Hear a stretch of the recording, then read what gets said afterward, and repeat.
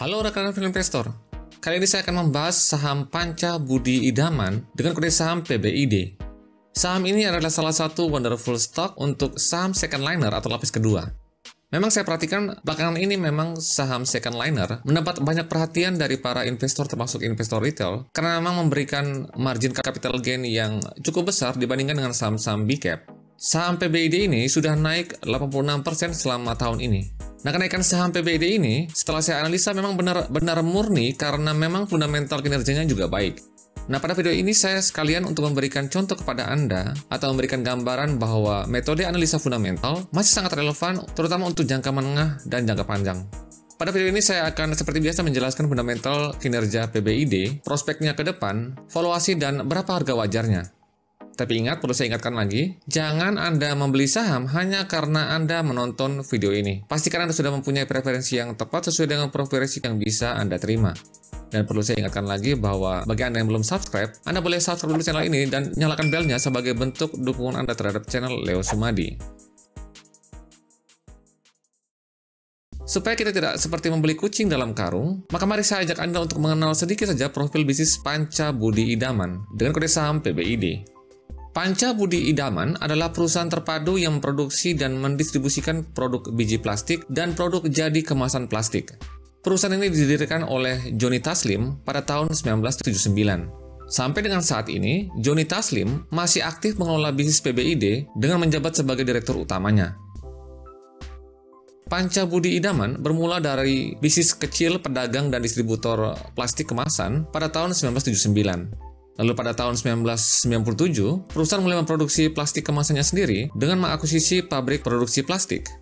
Selain dipasarkan di dalam negeri, perseroan juga sudah melakukan ekspor produk jadi kemasan plastik pada tahun 2006. Pasar ekspornya adalah Inggris, Jerman, Belanda, Spanyol, Uni Emirat Arab, Nigeria, Amerika Serikat, Taiwan, dan lain-lain. Panca Budi Idaman atau PBID IPO pada tanggal 13 Desember 2017. Seperti ini susunan pemegang saham PBID sampai dengan saat ini. Kita perhatikan PT Alpen International menjadi pemegang saham pengendali dengan kepemilikan 74,67%. Lalu ada foundernya sendiri, Joni Taslim, memegang 8,36%. Lalu publik atau masyarakat memiliki 16,97%, dan sisanya oleh direksi dan komisaris lainnya seperti Vicky Taslim dan Robi Taslim, masing-masing sebesar 1,55%. Nah, yang menarik dari saham ini, dan termasuk menjadi latar belakang kenapa saya mengulas saham ini, Panca Budi Idaman ini, dalam tanda kutip, justru diuntungkan dengan adanya pandemi ini.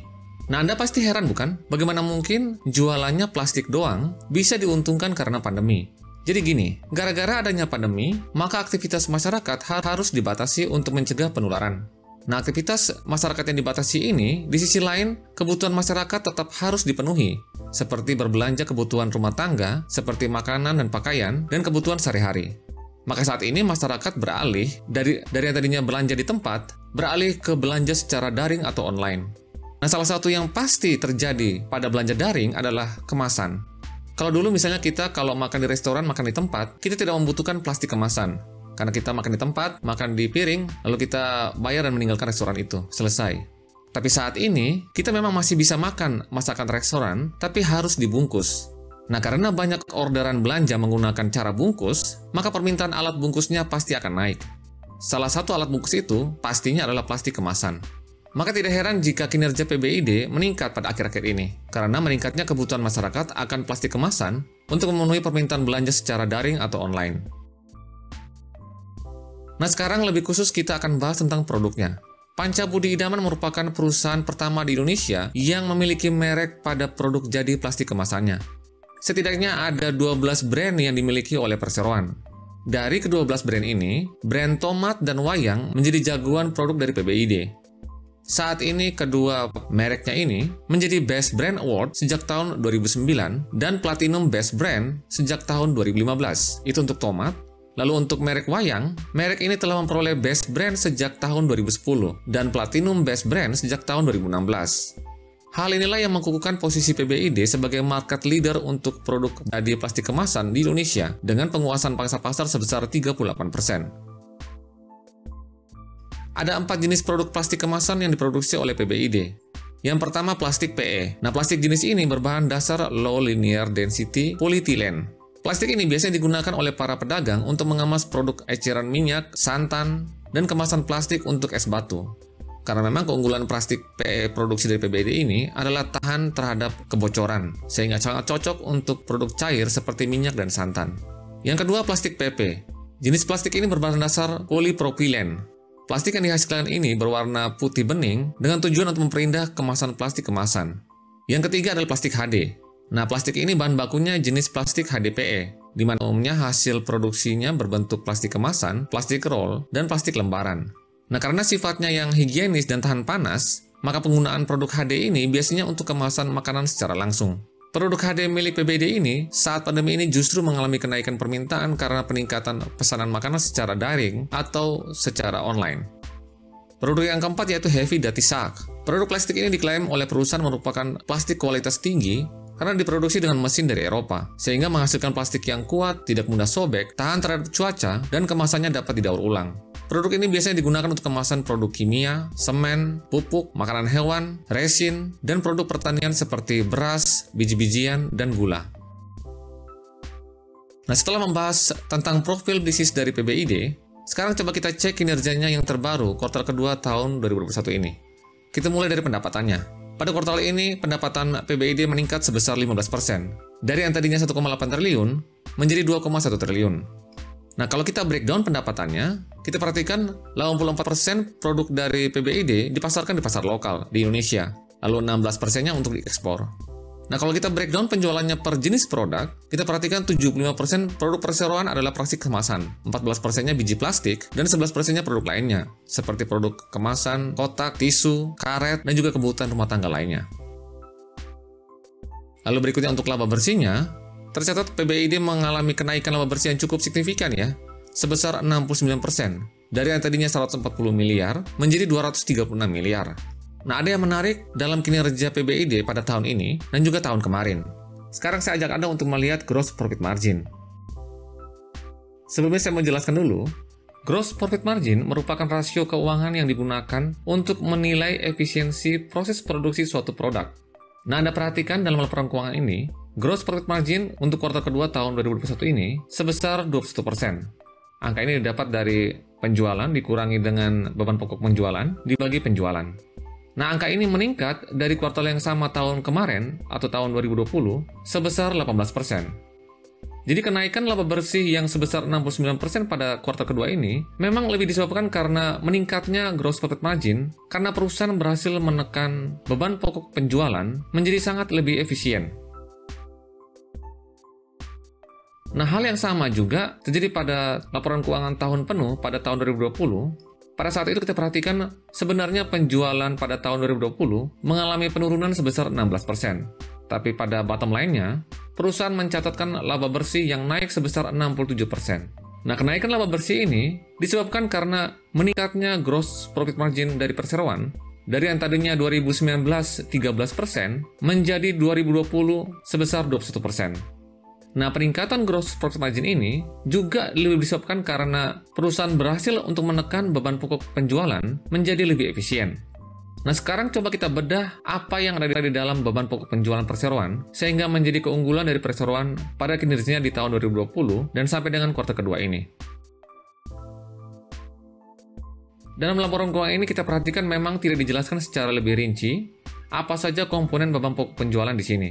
Nah, kita perhatikan, di sini hanya ada data sumber pembelian bahan baku oleh perseroan. Nah, karena memang salah satu komponen dalam beban pokok penjualan adalah pembelian bahan baku. Nah, kita perhatikan, 22% bahan baku plastik dibeli dari PT Chandra Asih Petrochemical. Nah, ini adalah perusahaan terbuka dengan kode saham TPIA. Jumlahnya sebesar 22% ini naik daripada tahun yang lalu sebesar 14%. Nah, di sini ada yang menarik yang mau saya tunjukkan kepada Anda. Kita perhatikan pada laporan keuangan ini, ada satu akun pada aset tidak lancar yang bernama investasi obligasi. Jumlahnya sebesar 43 miliar. Ya, memang kalau kita perhatikan jumlahnya ini tidak terlalu besar ya. Tapi coba kita breakdown obligasi ini asalnya dari mana. Nah, itu ada yang menarik di situ. Nah, Anda perhatikan, ternyata obligasi ini berasal dari dua perusahaan petrokimia, yaitu PT Politama Propindo dan PT Chandra Asri Petrochemical dengan kode saham TPIA tadi. Nah, hal ini saya melihatnya sebagai bentuk strategi dari Panca Budi Idaman untuk memperkuat bargaining position-nya di hadapan supplier bahan bakunya. Hal ini sepertinya dengan tujuan untuk mengamankan pasokan bahan baku dan juga supaya mungkin saja perusahaan mempunyai posisi tawar yang cukup kuat untuk menjaga harga bahan baku ini menjadi lebih kompetitif daripada kompetitor supplier lainnya. Tapi memang tidak terlepas dari strategi perusahaan menjalin kemitraan yang kuat dengan supplier bahan bakunya ini, tetap saja beban pokok penjualan akan sangat tergantung dari harga komponen bahan baku itu sendiri. Dan ternyata setelah saya teliti, bahan baku utama plastik adalah 88% berasal dari minyak bumi. Lah kok bisa? Apa hubungannya plastik dengan minyak bumi? Nah, bagi Anda yang belum paham, biar saya jelaskan sedikit tentang hal ini. Ini sedikit kimia ya, tapi ini penting supaya kita bisa menilai risiko bisnis apa yang kira-kira bisa mempengaruhi kinerja dari PBID. Nah, minyak bumi ini, atau minyak bumi yang dihasilkan dari perut bumi, diolah, dimurnikan untuk menjadi etana dan propana. Selanjutnya, unsur kimia ini diolah lagi dan dirubah bentuknya menjadi etilena dan propilena. Nah, proses ini terjadi di PT Chandra Asri Petrochemical, perusahaan petrokimia. Kemudian, produk etilena dan propilena ini dibeli oleh Panca Budi Idaman, dirubah bentuknya melalui proses kimia menjadi polimer plastik. Nah, polimer plastik ini kemudian diolah menjadi biji plastik. Nah, salah satu produk yang dijual dari Panca Budi Idaman ini juga biji plastik. Nah, juga ada produk turunannya lagi. Biji plastik ini akan diturunkan menjadi plastik kemasan atau diolah menjadi produk jadi plastik kemasan. Maka dengan melihat alur produksi plastik dari minyak bumi sampai dengan jadi plastik kemasan, maka kinerja PBID ini sangat tergantung dari pergerakan harga minyak dunia. Jika harga minyak dunia naik, maka otomatis harga bahan baku plastik pasti akan ikut naik juga, dan pada akhirnya akan mempengaruhi margin keuntungan dari PBID. Nah, inilah salah satu resiko bisnis dari PBID. Dari sini Anda bisa paham bahwa salah satu sentimen yang akan mempengaruhi kinerja harga saham PBID adalah pergerakan harga minyak dunia. Ya karena itu tadi, minyak dunia atau minyak bumi menyumbang 88% dari beban pokok penjualan atau bahan bakunya.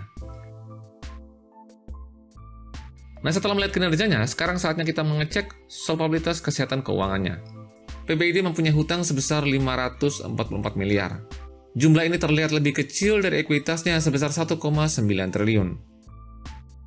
Lalu kita perhatikan hutang jangka pendeknya sebesar 444 miliar. Jumlah ini lebih kecil dari aset lancarnya sebesar 1,6 triliun. Nah, dari kedua fakta ini menunjukkan bahwa PBID mempunyai kesehatan keuangan yang sangat kuat dan sangat sehat sampai dengan saat ini. Karena hutangnya dapat cover yang lumayan tebal dari aset lancarnya dan ekuitasnya. Berikutnya kita akan bahas valuasinya. Saat ini saham PBID sudah mahal atau masih murah? Nah, saat ini PER dan PBV PBID masing-masing sebesar 6,77 kali dan PBV-nya sebesar 1,62 kali. Nah, untuk bisa menilai apakah valuasinya saat ini sudah murah atau mahal, kita bisa saja membandingkannya dengan perusahaan atau emiten sejenis di Bursa Efek Indonesia.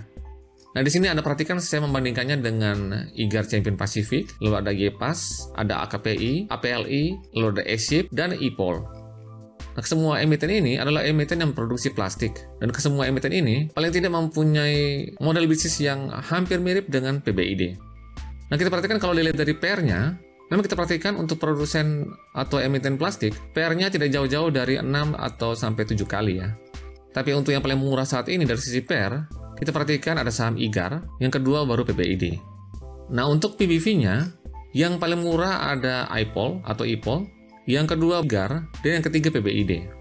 Nah, tapi di sini saya juga ingin menunjukkan kepada Anda bahwa tadi di awal saya bilang bahwa harga suatu saham itu akan mengikuti kinerja fundamentalnya. Dan kita perhatikan, memang dari sisi PER dan PBV, saat ini PBV atau PER dari PBID terlihat sedikit lebih tinggi daripada IGAR ya. Dan kalau saya melihat memang head-to-head yang paling berimbang itu ya antara PBID dan IGAR.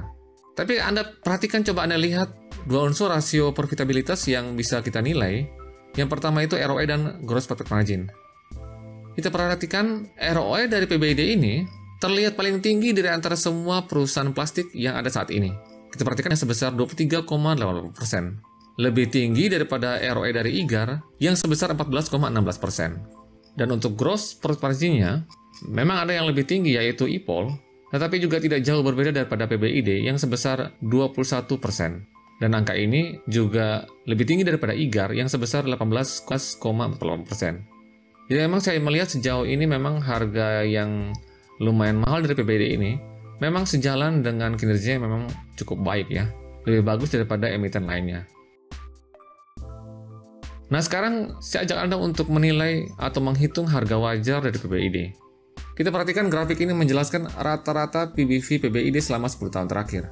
Kita perhatikan grafik berwarna orange yang disebut sebagai mean PBV. Artinya dalam 10 tahun terakhir, saham PBID biasanya diperdagangkan dengan PBV sebesar 1,32 kali. Saat video ini dibuat, PBV dari PBID sebesar 1,62 kali. Nah, kita perhatikan memang saat ini PBV dari PBID ini memang sudah lebih tinggi dari rata-rata PBV-nya selama 10 tahun terakhir. Tapi ya itu tadi, saya melihat memang kenaikan dari PBV-nya ini, ya memang salah satunya karena apresiasi pelaku pasar yang cukup besar, karena kinerja dari PBID ini memang naik pada akhir tahun ini. Tapi memang untuk saat ini, PBV dari PBID ini sudah lebih mahal atau lebih tinggi dari rata-rata PBV-nya selama 10 tahun terakhir. Tapi di sini kita akan coba hitung harga wajarnya sebenarnya. Kita perhatikan, kita cari dulu book value per share. Rumusnya ekuitas dibagi jumlah saham yang beredar. Angkanya kita dapat Rp1.051 per lembar saham. Lalu angka ini kita kalikan dengan min PBV-nya 1,32 kali, maka kita bisa dapat harga wajar PBID ini harusnya sebesar Rp1.387 per lembar saham. Nah, pada saat video ini dibuat, harga saham PBID sebesar 1.700. Nah, itu artinya kita perhatikan margin of safety-nya sebesar minus 22%. Ini artinya harga PBID ini saat ini lebih mahal 22% dari harga wajarnya. Nah, untuk perhitungan yang di bawahnya Anda perhatikan, saya menggunakan plus 1 PBV-nya karena memang Anda perhatikan di grafik, harga saham PBID pada sekitar tahun 2018 sampai dengan tahun 2019 memang sempat menyentuh plus 1 PBV-nya ini di angka 1,56 kali. Maka cukup relevan untuk saya menggunakan juga angka plus 1 PBV-nya ini untuk menghitung harga wajarnya. Cara yang sama kita kalikan juga dengan book value per share Rp1.051 per lembar saham, maka kita bisa dapat harga wajar PBID harusnya sebesar Rp1.640 per lembar saham. Nah, jika kita bandingkan dengan harga saat ini Rp1.700 per lembar saham, maka kita bisa dapat margin of safety tetap saja ya lebih tinggi daripada harga wajarnya. Angka minus 3,69% ini maksudnya harga wajarnya ini atau maksudnya harga saat ini lebih tinggi daripada harga wajarnya, lebih tinggi 3%. Jadi kalau menurut pandangan saya atau menurut analisa saya, jika Anda ingin masuk ke saham ini, pertama Anda harus memperhatikan bahwa harga wajarnya ini sudah lebih tinggi daripada, atau harga saat ini sudah lebih tinggi daripada harga wajarnya. Nah, untuk supaya posisinya lebih aman, sebaiknya Anda tunggu saja untuk harganya ini paling tidak turun sampai dengan di bawah plus 1 PBV-nya ini, atau PBV-nya di bawah 1,56 kali, baru Anda bisa masuk ke saham ini. Pertimbangan yang kedua, saat ini berita yang terbaru, harga minyak dunia sedang mengalami tren yang naik ya, karena memang industri dunia ini sudah dalam mode ekspansif setelah selama pandemi ini mengalami fase yang suram.